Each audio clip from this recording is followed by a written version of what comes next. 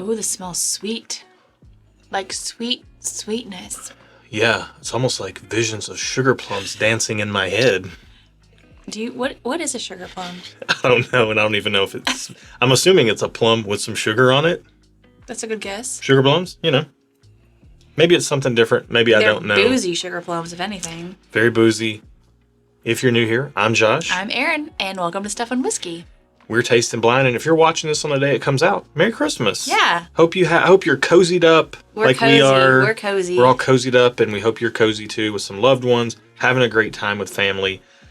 We are doing a blind tasting here. We are. Because this is very fun for us. It's one of the most enjoyable ways to enjoy whiskey for us, other than with other people. And that's what we're all about. Good whiskey and good people. I will say, blind tastings, much like Christmas mornings, are all about surprise and delight. And when I am going into a blind tasting, I'm always looking for pours that are going to surprise and delight me. So on this Christmas morning, let's see if let's be clear. We're not drinking this on Christmas morning. We recorded this beforehand. It's not the way that YouTube works.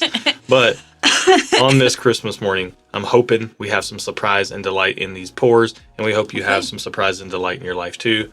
With that said, this smells very sugary sweet, a little bit like boozy. It's got like a little bit of like a yeasty, beery type of note to it. I was picking up on that too, yeah. I was going to say craftiness. Yeah. Sometimes yeastiness to me feels like craftiness, but... No, this reminds me of almost a very specific distillery. It's almost even got like a little bit of lemon head, like lemon drop candy I'm getting in here too. Let's get it on the palate. Cheers.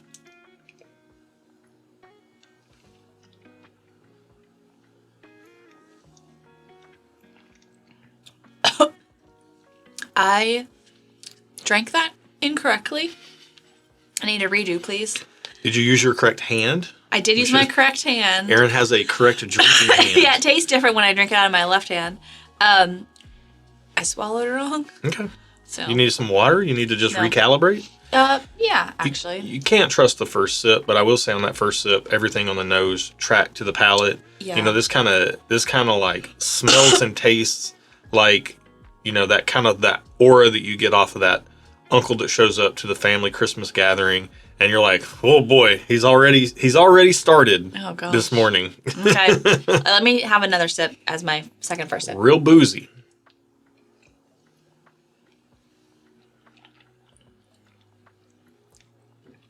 Okay. It's sweet, but it's kind of simple. It is, yeah. Like... That's a Christmas morning crusher right there. Yeah, I don't know how I'm going to be doing that. It's okay. I like it. I don't dislike it, but I don't love it. Yeah, it's fine. It's fine. It's whiskey-flavored whiskey. I'm not surprised, nor am I delighted, but it's decently enjoyable. You're not disappointed, so that's good. It's pretty simple. To me, it would fall more in the mixer category. It's not really delighting me very much. It kind of seems like that low to mid shelf type of offering. There's kind of a pretty noticeable ethanol edge all throughout the pour. Yeah. It's pretty bright and shiny. It is bright. It just feels like something that hasn't been aged that long. It doesn't have a lot of barrel influence, but you're, something in that like 4 to 6 year range, maybe just kind of ballpark guessing based on the way it tastes. But not trying to guess, not trying to put that on that glass. I'm just saying how it comes across. How it's coming across, yeah. Overall, pretty decent. We are going to taste glass 2, and then we'll give these ratings and tell you which one we like better and then we'll find out the price before we find out what we're drinking. Yep. That way we can see if the price tag matches up with what we've tasted. Yes. First glass seems to me like something I'd be happy paying $30 or $40 for. Yeah, I'd say 40. That kind of, low to mid shelf kind of offering. Nothing wowing me, but nothing really super offensive in there either. Glass number 2 on the nose.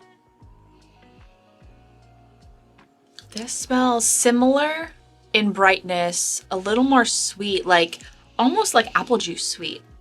Yeah, this is like apple juice and red fruit. Like apple, you know how like they have like the cran apple, all that, like apple and something, not cranberry though. Yeah, no, kind of cranberry and apple. It's got that, and it's got some strawberry in here too. Yeah, I was gonna say strawberry apple. Yeah, it's like red fruit and apple juice, and it smells generally enjoyable.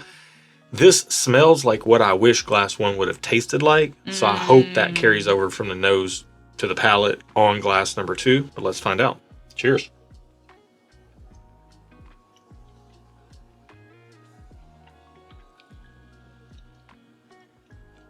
So this kind of tastes like it smells. Yeah, there's my sugar plums. A little bright. Cran apple with a little bit of strawberry. Kind of like it though. I mean, it also tastes kind of simple. Neither of these taste super complex. Neither of these taste super dark. Or super deep. Like there's not a lot of base notes in either of these pours. Yeah. Which I tend to like base notes a lot more. So as far as like a good pour to me, it needs a little bit of depth to it. These are They're fine. acceptable. They're fine. They're good. Yeah.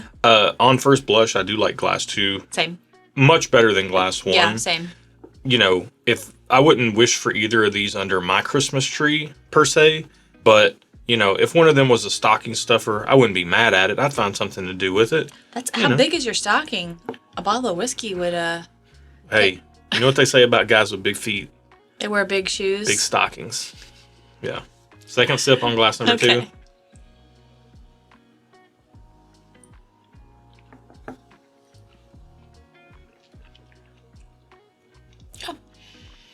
It's generally enjoyable. I do prefer this over glass 1, and honestly, I don't even think I need to revisit it. I will revisit the glass 1, but I'm pretty confident that I like glass 2 over glass 1. I mean, I'll tell you right now, if you're throwing on the sweater, I'm throwing on the hoodie, and we're just going to snuggle This up. is a cardigan. Excuse me. If you're throwing on the cardigan and I'm throwing on the hoodie and we're cozying up on the couch to watch some cheesy Hallmark movie, then I'm going to grab glass 2 over glass 1. Same. But I will revisit glass 1 to give it its due diligence. But it seems like we're working with fairly low proof, easy sippers here. Dude, that smells like straight up very specific distillery. So on the nose on glass 1, and on the palate actually too, compared to glass 2, I'm getting more of like a straw taste. And I'm guessing that's young wood influence. I don't know what it is, but it tastes kind of more straw-like. I mean, it could be so many different. It could be yeast. It could be, the mash bill. It could be a bunch of different. The grains used in the mash. It could be so many different things that impart flavor into whiskey. Yeah. Primarily, it is the barrel and how long people leave it in there. That doesn't feel like it's got a bunch of age on it. It reminds me so much of something like 1792 small batch, or like potentially some kind of off-profile but low-age Jack Daniels product. Okay. Interesting. Potentially a Woodford, something in that like Brown-Forman / Barton portfolio. Okay. Just not trying to guess, just telling you the experience it conveys. Yeah. The second glass, it doesn't really remind me of anything other than bourbon-flavored bourbon, but it's nice. It's really enjoyable, and it is something that, for me, I call them sometimes like game day pours, or, I don't like to personally drink in high volume. So I used to be into beer when I was in my 20s, and high volume worked better back then. But like, I like having something in my glass. Probably didn't work better, but you could handle it more. No, like drinking a 12-ounce beer while I'm grilling something is it was easier back then. Like, I just don't like all that volume. You were also in your 20s. That's what I was trying to get at. But drinking something like this in a Glen while I'm grilling something, it's a lot easier for me to manage nowadays. So this is like a cooking dinner / watching a game / watching a movie and need something to disappear in the background type of pour for me. Okay. You missed the joke I was trying to get. You're being so serious. Well, I was just trying to make a point that I thought was really important. Okay. This is like a background pour. Do you have a rating? I think we've talked about each of these a lot. Yes, what are your ratings? What are you rating? I'm giving glass 1 just okay. I'm giving glass 2 a thumbs up. For what they are, I'm the same place. Like, both of these feel like easy sippers. I want to pay $30-$40 for these.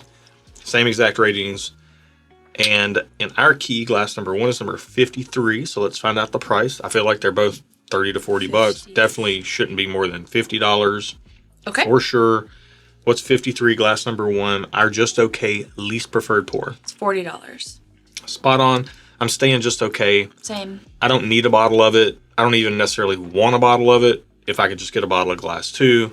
Glass number 2, number 54. Glass 2 is $70. And at that price, I am going down to just okay. For what I was drinking, I did enjoy it more. So I would be willing to pay a little bit more. for glass 2 than glass 1, but $70 is almost double. And I don't enjoy it almost double. So I'm going to go down to just okay. Here's where nuance comes in, okay? And nuance matters when we're talking about this sort of stuff. Because people, you may go out and spend your hard-earned money on something that we say here. And sometimes in the comments, people want to say this, that, or the other about things.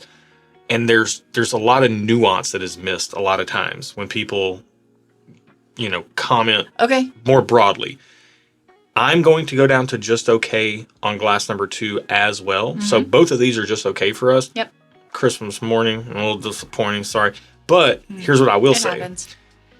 Even though glass 1's $40 and glass 2 is $70, and even though they're getting the same just okay rating for me, if you sent me into a store and said I had to buy one or the other with my own money, I'm still buying glass 2 at $70. I would rather spend $70 on glass 2 and get a bottle I'm more happy with than agree. spend $40 on a bottle that I'm just marginally happy with. Yeah, these were your only 2 options, and you're like, okay, you can get this one or this one.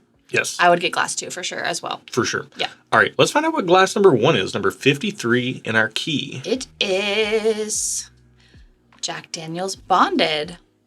Wow. It's 100 proof. Well, it tastes like I first smelled it and I said, wow, that smells like Jack Daniel's. And then I got a strawberry note on it, or like that fruity note. And then I was like, oh, okay. Straw.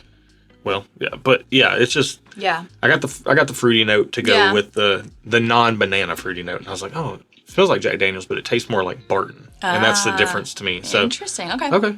What's glass number 2? Number 54. E.H. Taylor Small Batch. Wow. And it's 100 proof as well.